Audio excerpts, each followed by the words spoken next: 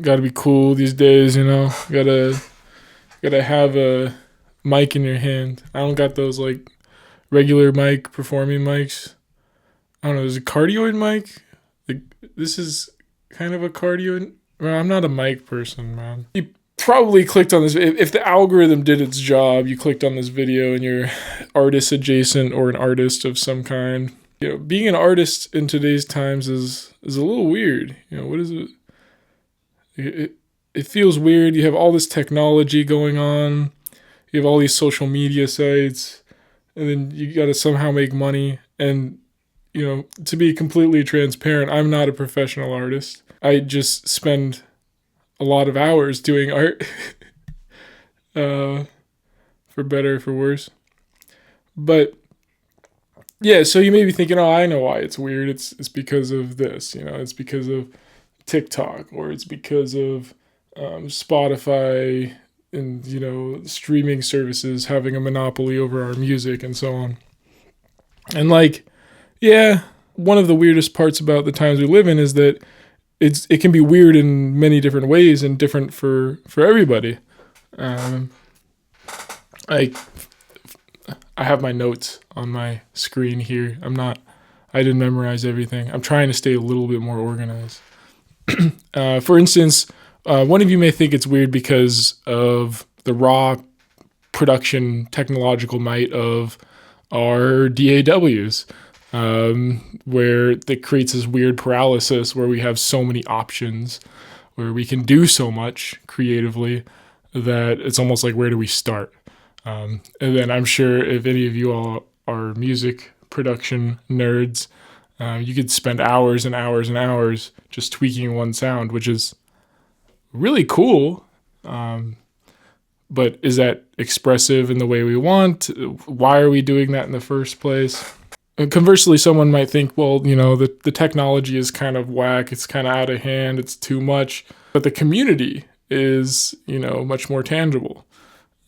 So I know many artists in my personal life who are uh, definitely more technologically nomadic. They don't really mess with that stuff too much, but they got a strong community of people that they like playing with, that they share a sort of communal bond that I know many sort of studio dwellers like myself tend to lack those bonds, because we spend so much time in our own little solitude.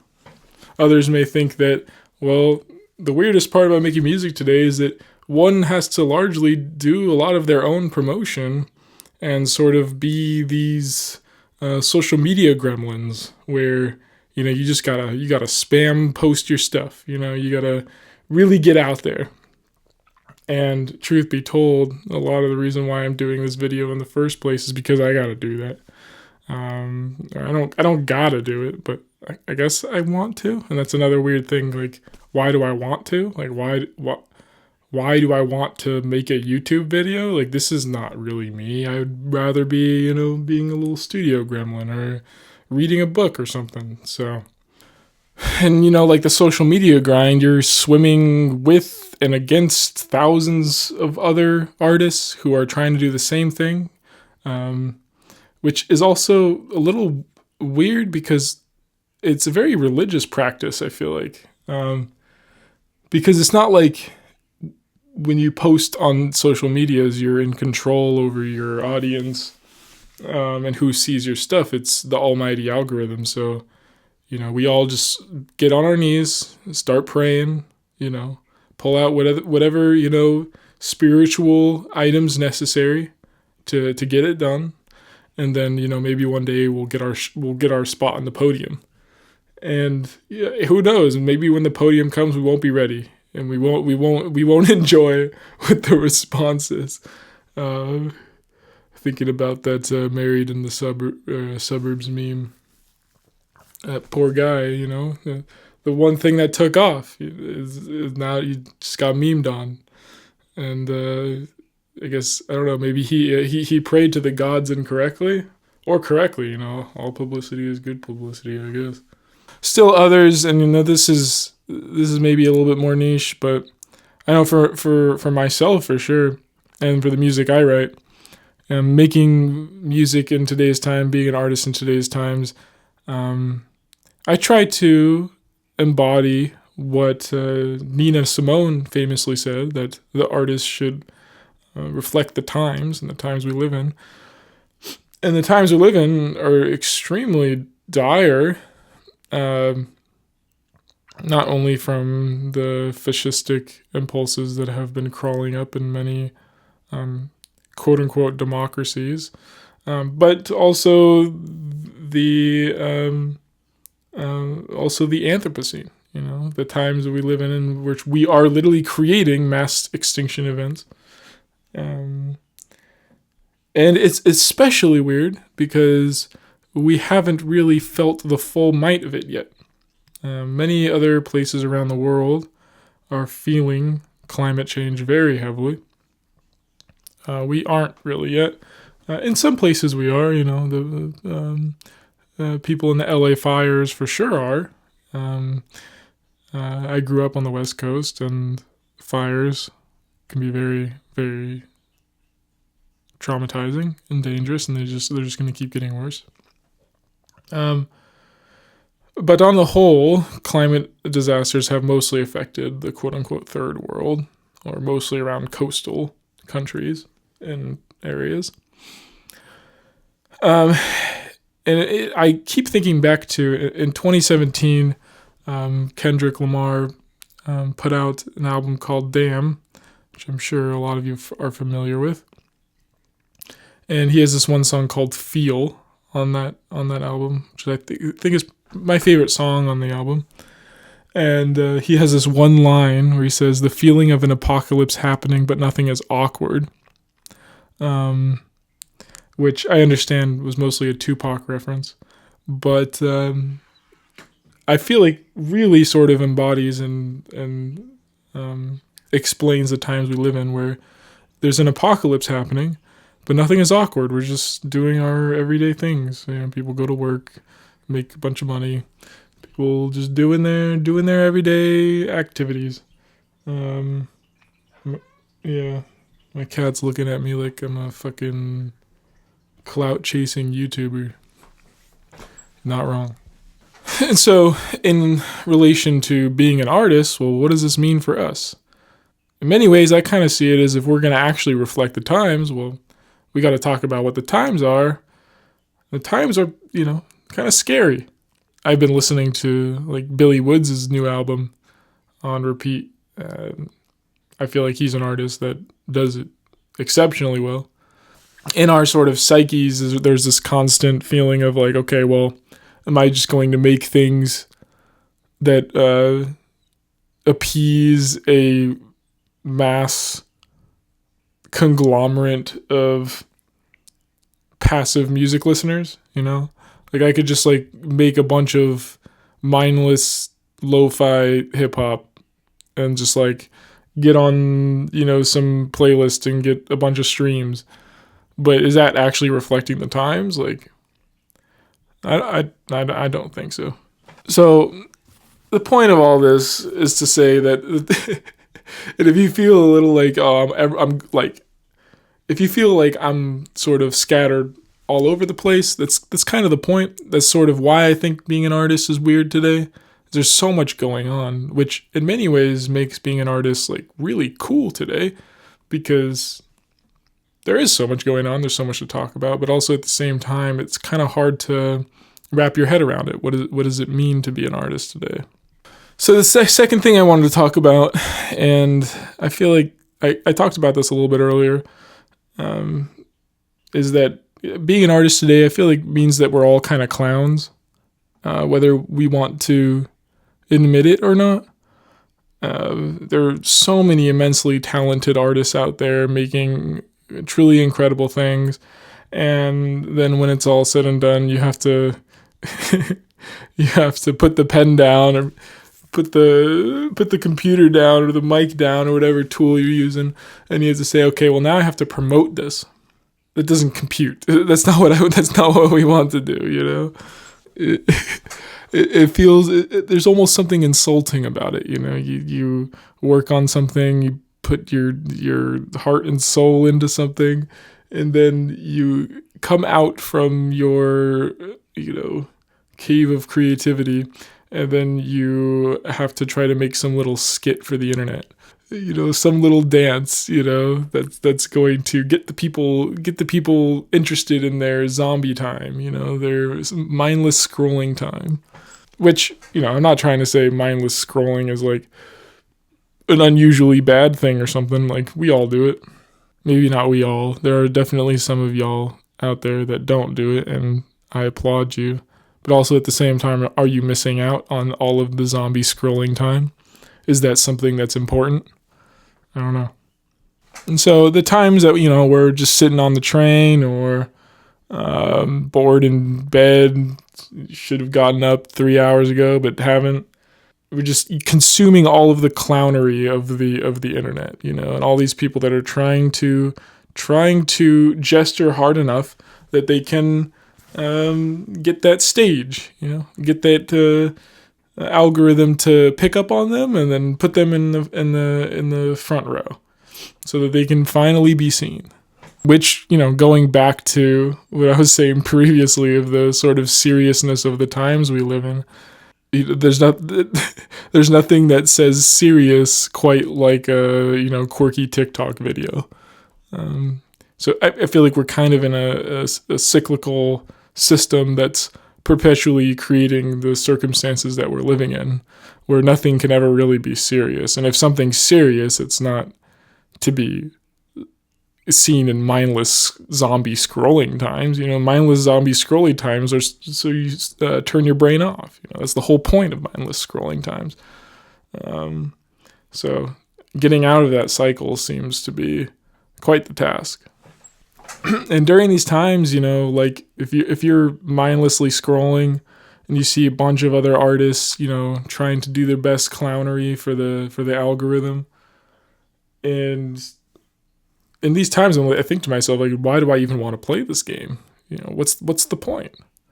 Oh, well, the point is that I want to get a following of some sort so that I can potentially make money and make a living off this stuff and have people out there that can listen to my stuff and so on and so on. Okay, well, I guess I'll get back and do some clownery myself and so on. This is what leads me to the final part of this video. I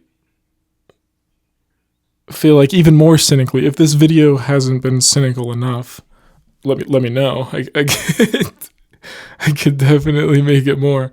But to go a bit more, not only are we as artists incentivized to do our clownery on the internet, but we're also appeasing the techno-feudal lords that watch over us. By selling our data essentially for free, and giving content for YouTube and TikTok and Instagram to do their advertisements, to make their money while we don't make any money.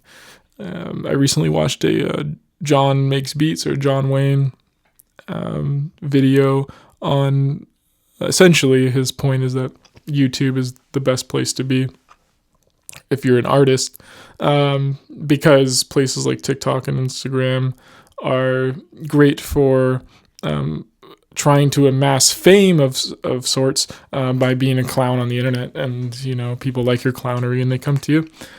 And then on the other side of the spectrum, you have places like Bandcamp and Patreon and so on, where they're much better at paying artists. You'll actually get paid, but it's harder you can't really amass a following there. You already have to have your following that goes there.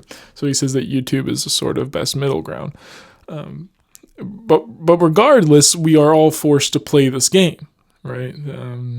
Whether we like it or not, we're playing the game of the tools of our time, which, one could argue that all artists have had to do forever. A lot of artists before the quote unquote Enlightenment had to appease the church.